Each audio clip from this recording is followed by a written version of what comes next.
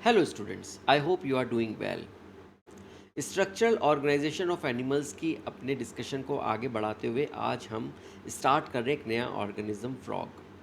अभी तक जो हम लोग डिस्कस कर रहे थे वो कॉकरोचेस को डिस्कस कर रहे थे और आप जानते हैं कि कॉकरोचेस जो होते हैं वो इन्वर्टिब्रेट्स होते हैं, लेकिन फ्रॉग जो है वो वर्टिब्रेट होता है यानी कॉर्डेटा फाइलम को के अंडर में आता है।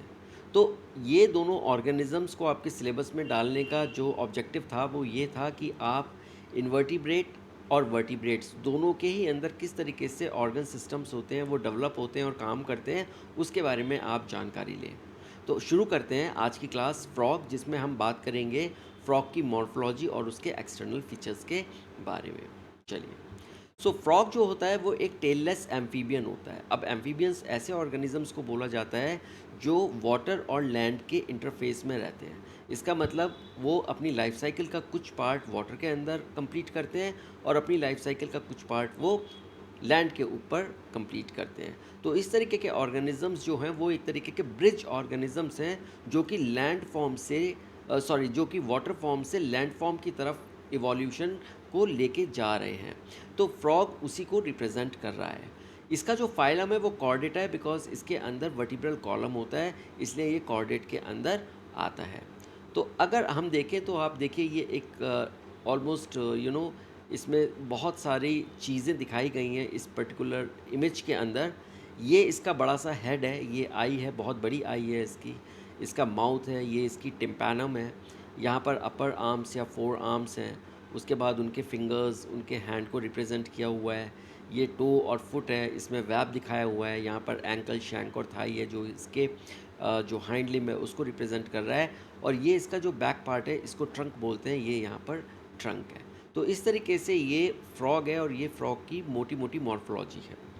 अब जो इंडिया के अंदर सबसे कॉमन स्पीशीज़ मिलती है फ्रॉग की, उसका नाम है राना टिग्रिना। ओके, ये नाम आप याद रखिए, साइंटिफिक नेम है राना टिग्रिना। ये जो ऑर्गेनिजम्स होते हैं ये कोल्ड ब्लडेड ऑर्गेनिजम्स होते हैं। अब कोल्ड ब्लडेड ऑर्गेनिजम्स ऐसे ऑर्गेनिजम्स को बोलते हैं जिनका बॉडी टेम्परेचर एनवायरनमेंट के ऊपर डिपेंड करता है, यानी कि वो अपने बॉडी टेम्परेचर को एज़ पर द एनवायरनमेंट उसको कंट्रोल करने की कोशिश करते हैं। इनको हम लोग कोल्ड ब्लडेड एनिमल्स बोल सकते हैं, या फिर हम इनको पोइक्लोथर्म्स भी बोल सकते हैं, या फिर हम इनको एक्टोथर्म्स भी बोल सकते हैं। एग्जामिनेशन के अंदर इनमें से कोई सी भी टर्म आए इसका मतलब सेम है कि they are the cold blooded animals, और इनका जो टेम्परेचर होता है बॉडी का वो फ्लक्चुएट करता रहता है। इसका मतलब ये है कि इनके अंदर वो एबिलिटी नहीं होती जिसकी वजह से ये कांस्टेंट हीट को जनरेट कर पाएँ और बॉडी के अंदर एक कांस्टेंट टेम्परेचर को मेंटेन कर पाएँ, जिस तरीके से आप और हम मेंटेन कर पाते हैं। तो ये फ्रॉग्स जो हैं वो अपने एक्सटर्नल एनवायरनमेंट के ऊपर डिपेंड रहते हैं। ठीक, अब they can change colour to hide from their enemies. अब इनके अंदर एक एबिलिटी होती है कि ये क्या कर सकते हैं, इनके अंदर, इनकी स्किन के अंदर कुछ ऐसी सेल्स होती हैं जिनको क्रोमेटोफोर्स बोला जाता है, और वो उसको श्रिंक या एक्सपैंड करके अपने कलर को चेंज कर सकते हैं, और इस एबिलिटी को बोला जाता है कैमोफ्लैज। सो कैमोफ्लैज क्या होता है कि जब कोई ऑर्गेनिज्म अपने एनवायरनमेंट के अंदर ब्लैंड कर जाए, इसका मतलब अपने एनवायरनमेंट के अंदर घुल मिल जाए, उसको हम लोग बोलते हैं, उस एबिलिटी को हम लोग बोलते हैं कैमोफ्लैज। और ये जो एबिलिटी है ये इसके प्रोटेक्टिव कलरेशन की वजह से होता है, जिसको हम लोग बोलते हैं मिमिक्री। अब मिमिक्री और कैमोफ्लैज इसमें थोड़ा सा डिफरेंस होता है। कैमोफ्लैज क्या होता है कि जब ऑर्गेनिज्म अपने एनवायरनमेंट के साथ मिक्स हो जाता है, उसको, उस एबिलिटी को हम लोग कैमोफ्लैज बोलते हैं। और मिमिक्री क्या होता है कि जब वो अपने एनवायरनमेंट को या फिर वो किसी और ऑर्गेनिज्म को इमिटेट करता है, उस चीज़ को हम लोग मिमिक्री बोलते हैं। तो इमिटेशन जहाँ पर होता है वो मिमिक्री होती है, और ब्लेंडिंग जहाँ पर होती है या मिक्सिंग जहाँ पर होती है अपने एनवायरनमेंट के साथ, वो कैमोफ्लैज होता है। तो ये कैमोफ्लैज और मिमिक्री, ये दो स्ट्रैटेजीज़ होती हैं अपने आप को प्रीडेटर्स से या प्रेस से बचाने के लिए। अब प्रीडेटर्स तो वो ऑर्गेनिजम्स होते हैं जो कि फ्रॉग को खाएंगे, राइट, और प्रेस वो होते हैं जिनको फ्रॉग खाएगा। तो दोनों को इसको प्रीडेटर से भी बचना है और प्रेस से भी बचना है। प्रीडेटर से इसलिए बचना है क्योंकि इसको अपना सर्वाइवल चाहिए, और प्रेस से इसलिए बचना है ताकि इसको अपना फूड मिल जाए। अगर ये प्रेस को पता, इनके जो प्रेस हैं उनको पता लग जाएगा कि ये फ्रॉग आसपास है और वो हमें खा सकता है, तो वो वहाँ से भाग सकते हैं। तो इसीलिए मिमिक्री और कैमोफ्लैज का ये इस्तेमाल करते हैं अपने सर्वाइवल के लिए और अपने फूड के लिए।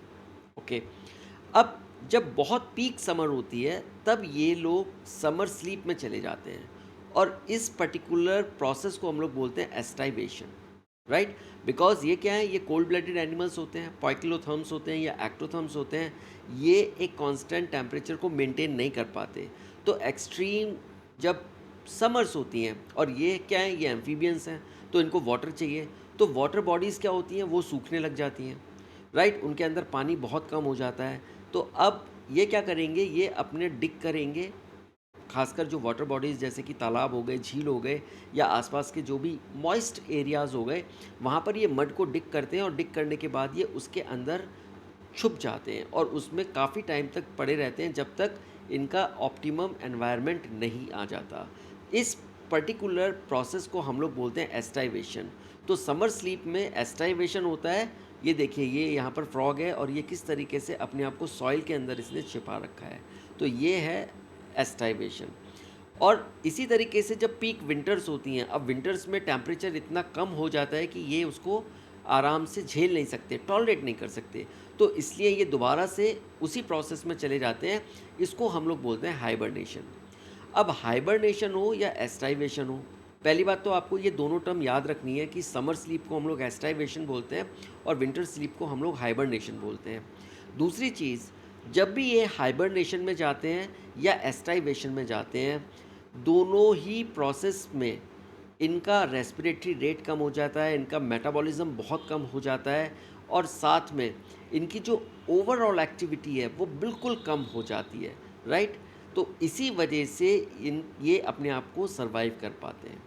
तो क्लियर हो गया कि ये एस्टाइवेशन में क्यों जाते हैं और ये हाइबरनेशन में क्यों जाते हैं। एस्टाइवेशन में इसलिए जाते हैं क्योंकि समर्स की वजह से जो इनके पॉन्ड्स वगैरह हैं, पानी वगैरह है, वो बिल्कुल सूख जाता है या फिर वो बहुत कम हो जाता है।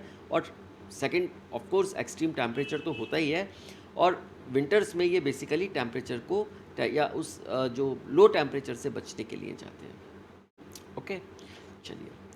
अब इनका जो कलर होता है वो ऑलिव ग्रीन कलर होता है डॉर्सल साइड में। तो डॉर्सल साइड हम बोलते हैं टॉप साइड को। आप देखिए कि ये जो कलर है इसका ऑलिव ग्रीन कलर है, और उसके ऊपर ये डार्क पैचेस बने हुए होते हैं, राइट।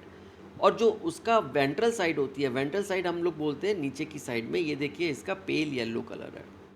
तो यहाँ पर जो कलर होगा वो इसका पेल येलो कलर है। तो इस तरीके से इसका कलरेशन होता है, और इस कलरेशन की वजह से ये कैमोफ्लेज कर पाते हैं। इनकी जो स्किन होती है उसके ऊपर बहुत सारी ऐसी ग्लैंड्स होती हैं जो कि म्यूकस को सिक्रीट करती हैं, और उस म्यूकस की वजह से जो स्किन होती है वो बहुत स्मूथ होती है, स्लिपरी होती है, और हमेशा मॉइस्ट होती है।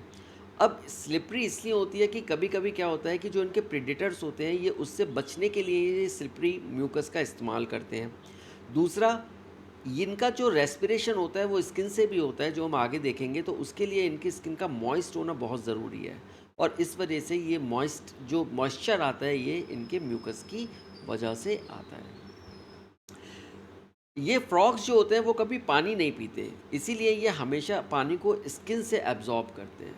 तो याद रखिए, they never drink water but they absorb it through the skin. अब अगर हम इनकी बॉडी की बात करें तो body is divisible into head and trunk. तो ये देखिए, ये इसका हेड पार्ट है जहाँ पर इसकी आइज़ हैं, जिसका माउथ है, यहाँ पर इसका टिम्पैनम है, this part is your head.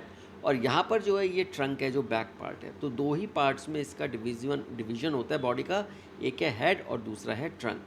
इसके अंदर नेक एब्सेंट होती है, और टेल, बिकॉज ये तो टेललेस एम्फीबियन है, हमने आपको बताया ही है, तो ये टेल भी इसके अंदर एब्सेंट होती है।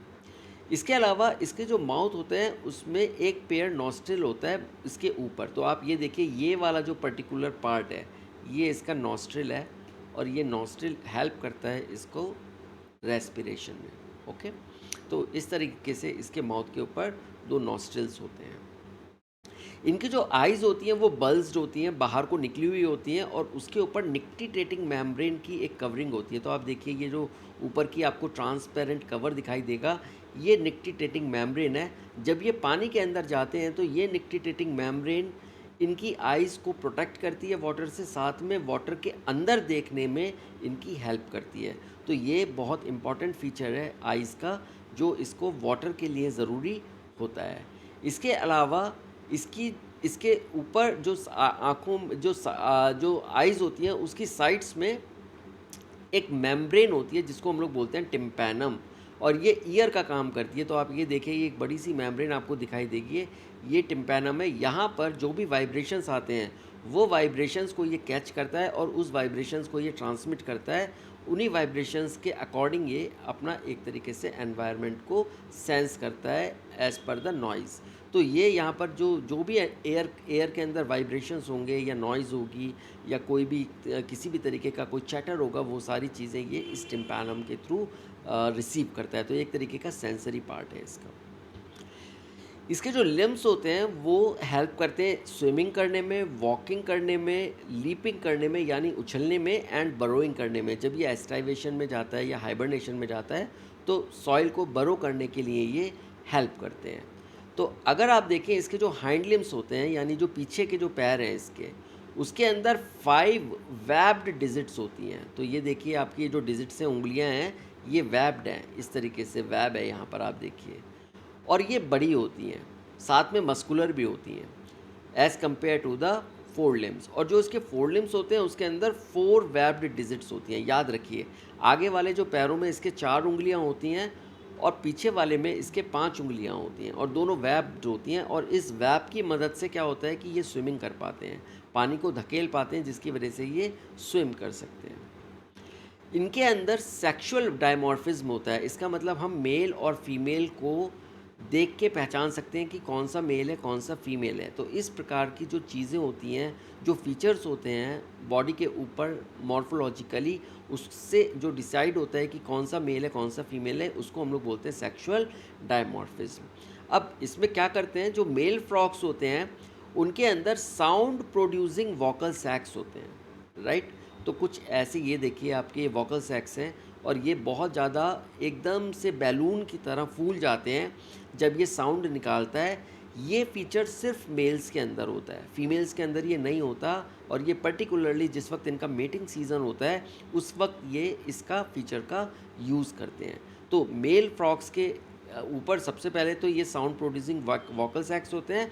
उसके अलावा इनकी जो फर्स्ट डिजिट होती है फोर लिम्ब की, यानी कि जो पहली उंगली होती है फोर लिम्ब की, उसके ऊपर एक कॉप्यूलेटरी या नप्शल पैड होता है। तो आप देखेंगे यहाँ पर ये कॉप्यूलेटरी या नप्शल पैड है इसकी फर्स्ट फिंगर में, जिसकी वजह से ये जिस वक्त इनकी मेटिंग होती है तो ये फीमेल फ्रॉक को बहुत अच्छे से जकड़ लेता है, उसको बहुत अच्छे से टाइटली उसको एम्ब्रेस करने के काम में ये पर्टिकुलर स्ट्रक्चर आती है। तो इसको बोलते हैं कॉप्यूलेटरी या नप्शल पैड। तो इन दोनों फीचर्स की वजह से जो फ्रॉक्स होते हैं उनको हम लोग फीमेल फ्रॉक से आराम से पहचान सकते हैं। ओके, तो इसको हम लोग बोलते हैं सेक्सुअल डायमॉर्फिज्म। तो आज की क्लास हम लोग यहीं पर ही ख़त्म करेंगे और अब हम आपसे बात करेंगे नेक्स्ट क्लास में इसके आगे के ऑर्गन सिस्टम्स पे। तब तक आप अपना ध्यान रखिए। Take care and thank you.